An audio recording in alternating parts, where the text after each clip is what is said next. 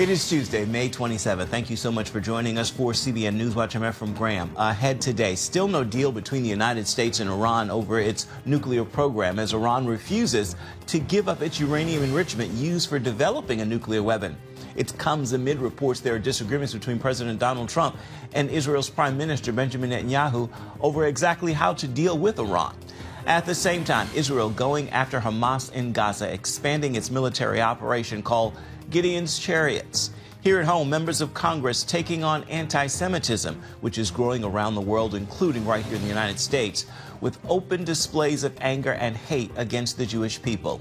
And it's one of the most brutal situations in the world, the civil war in Sudan, leading 14 million people to flee their homes. But there is hope as Christian aid groups are on the scene to help those in need. All those stories and more right now on CBN NewsWatch. This is CBN NewsWatch. We begin this Tuesday with focus on Iran's nuclear program as the latest round of nuclear talks between Iran and the United States ended with no agreement, and there's no date set for the next meeting. The Middle East and the world are watching to see what happens and how the United States and Israel deal with Iran's nuclear program. CBN Middle East Bureau Chief Chris Mitchell brings us the story, reporting from Jerusalem. On Monday, Iran's foreign ministry said they will not consider temporarily suspending uranium enrichment. But over the weekend, President Trump said the two sides have made serious progress. We had some very good talks with Iran yesterday and today, and let's see what happens. But I think we could have some good news on the Iran front. The talks could fall apart over uranium enrichment used for developing a nuclear weapon. The U.S. insists Iran give up enrichment. Iran insists it won't. Homeland Security Secretary Kristi Noem visited Israel over the weekend, bringing a message to Prime Minister Benjamin Netanyahu. And President Trump specifically sent me here to have a conversation with the Prime Minister about how those negotiations are going and how important it is that we stay united and let this process play out. It was a very candid conversation. Israel's Channel 12 is reporting Netanyahu and Trump engaged last week in a heated conversation over how to confront Iran. The Prime Minister's office denies the report and says they agree that Iran cannot obtain nuclear weapons. In Gaza, Israel is expanding its operation to finally defeat Hamas and release the hostages.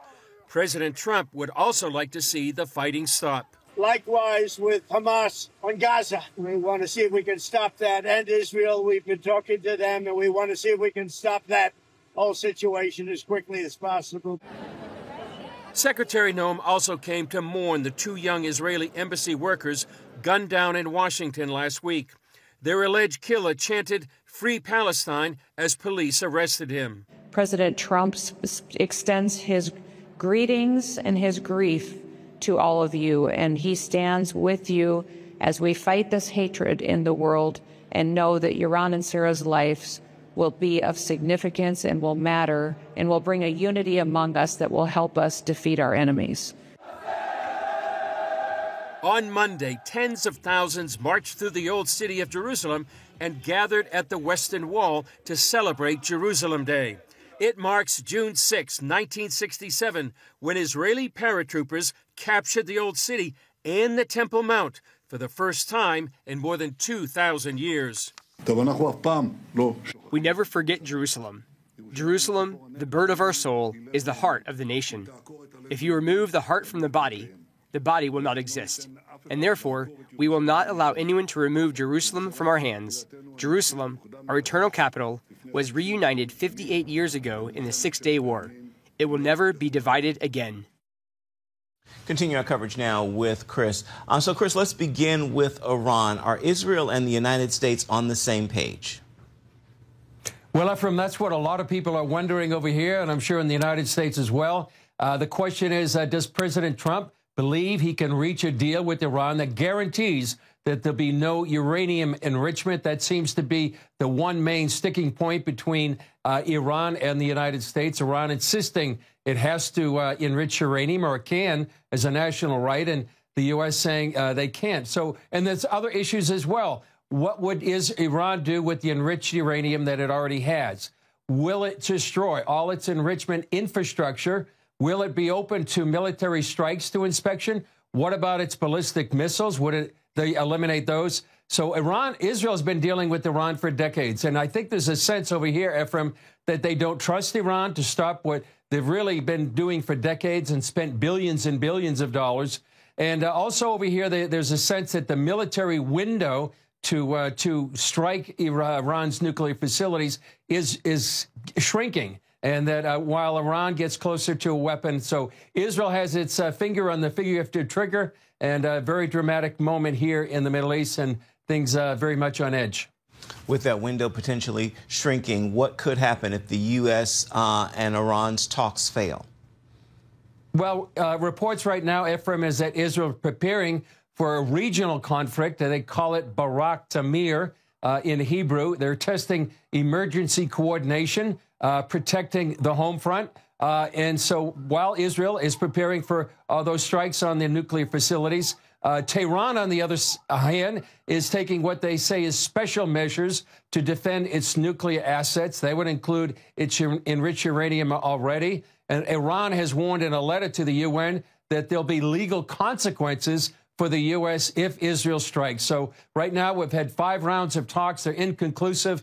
And Iranian leader Khamenei is saying it's excessive and outrageous to demand that Iran stop enrichment. So right now there doesn't seem to be any bridging of these two issues between Iran and the U.S.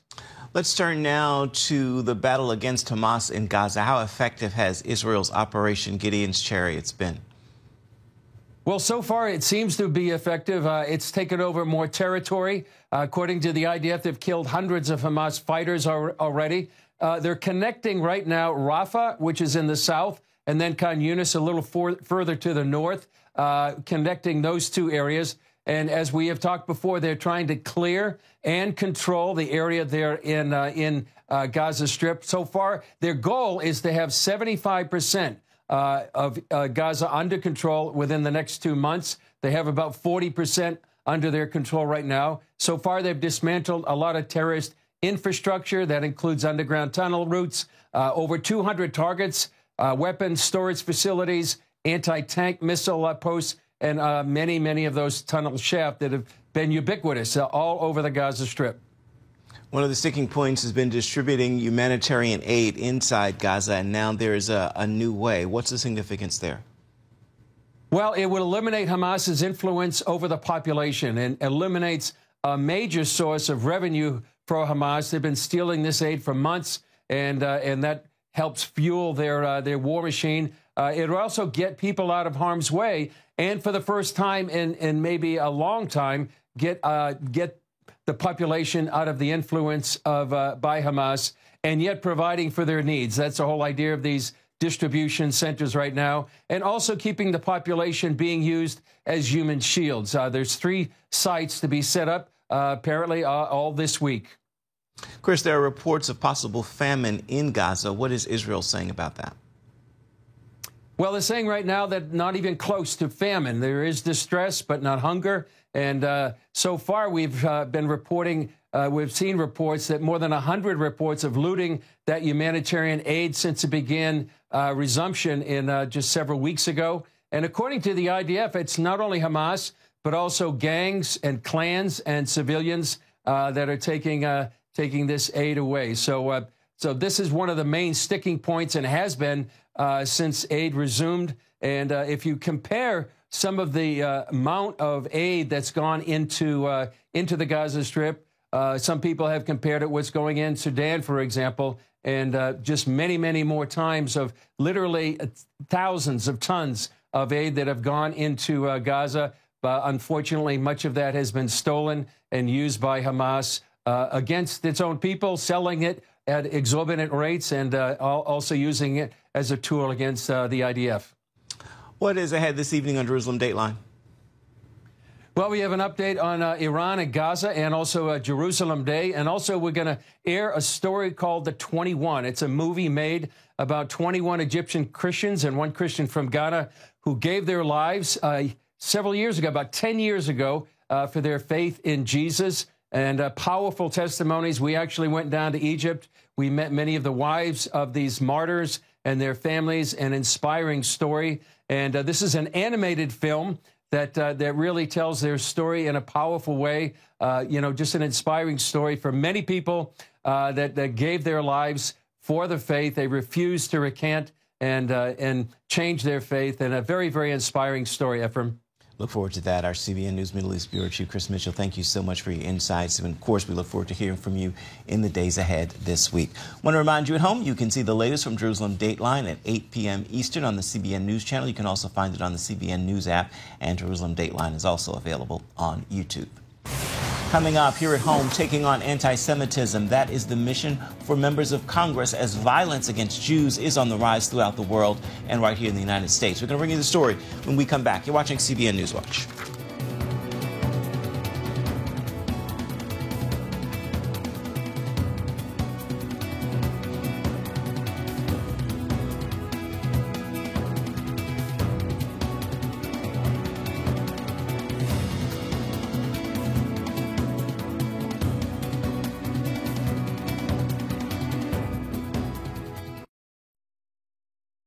Introducing a brand new way to start your morning, the CBN News Quick Start Podcast. Each weekday morning at 7 a.m., get quick highlights of the day's important news. Then an in-depth analysis that goes beyond the headlines. Insights that matter to people of faith. Discover how God is moving around the world and here at home. Find the CBN News Quick Start Podcast on iTunes or wherever you enjoy listening to podcasts, because truth matters.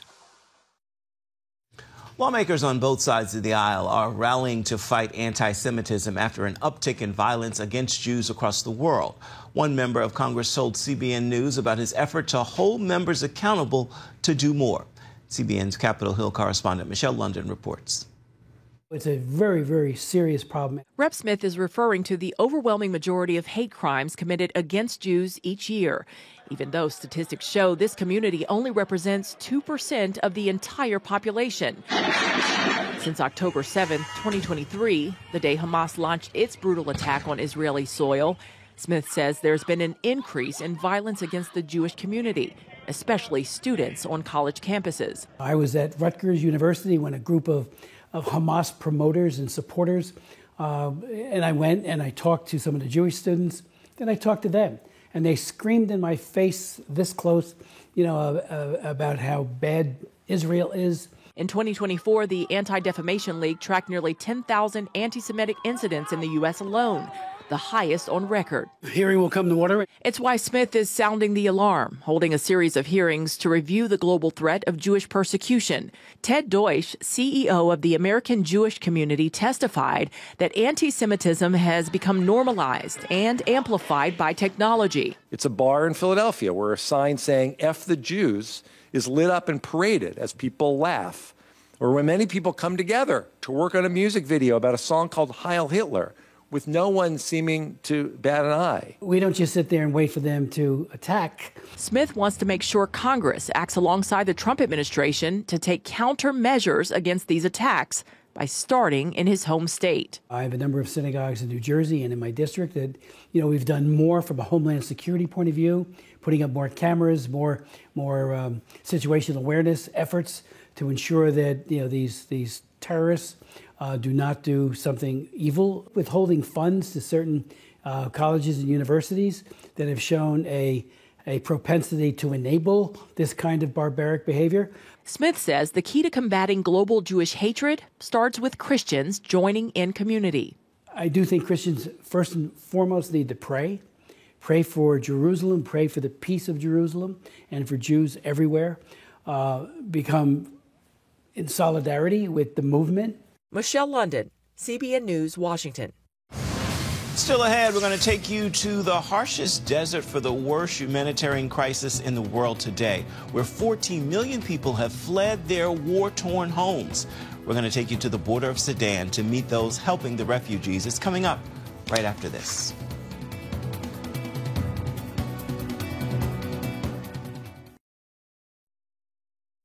The civil war in Sudan is one of the most underreported humanitarian disasters in the world. Millions of people have been forced from their homes as they flee violence. Many of them seek refuge in the neighboring area of Chad, where Christian aid groups like World Vision are providing critical support. George Thomas reports on their work from the Sahara Desert.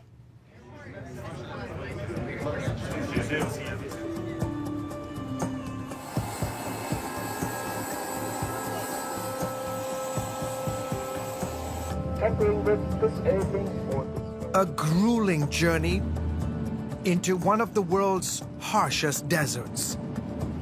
5 flights, culminating in a rough landing on a dirt airstrip. The heat hits immediately, a reminder of the unforgiving environment. CBN News joined a World Vision convoy at the southern edge of the Sahara to document what's been described as the largest humanitarian crisis in the world today. Aid workers here help refugees escaping Sudan's brutal war between the country's military and what's known as the Rapid Support Forces, or RSF.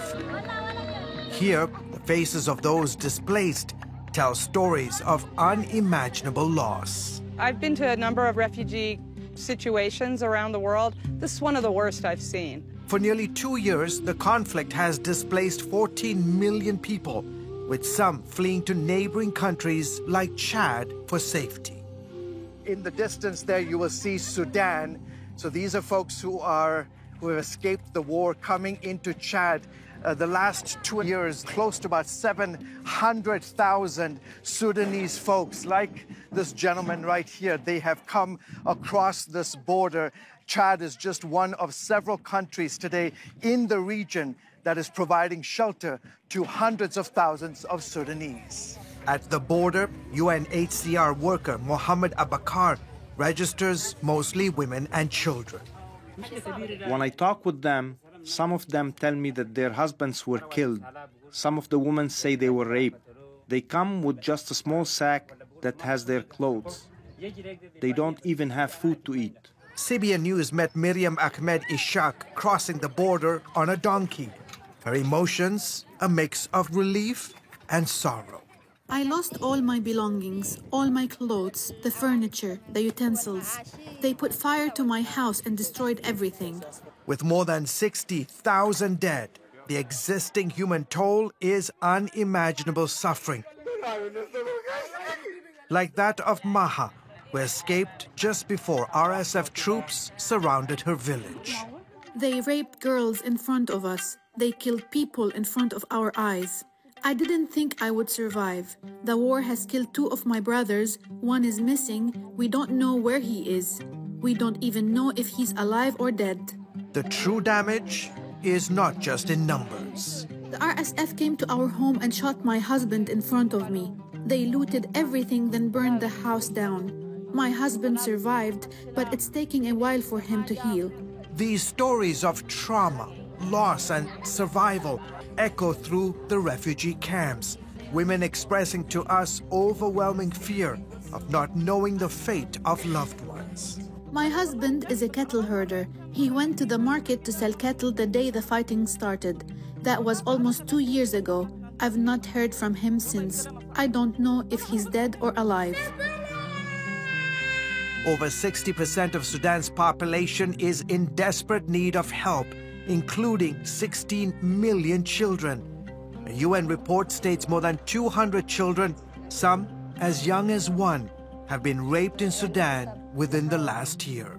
This is an example of the fact that this is being used as a weapon of war in Sudan by all parties to the conflict, and no woman or child is safe. We know that we are all created by God.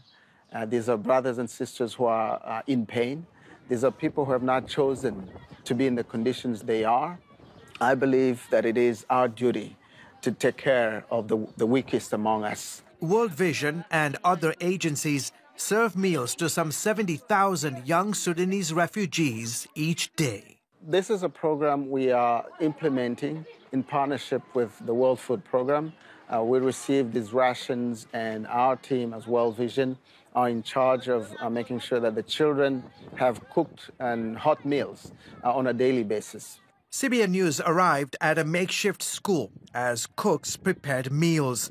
While the food is simple, rice, beans, and oil, for these children, it's the difference between hunger and survival.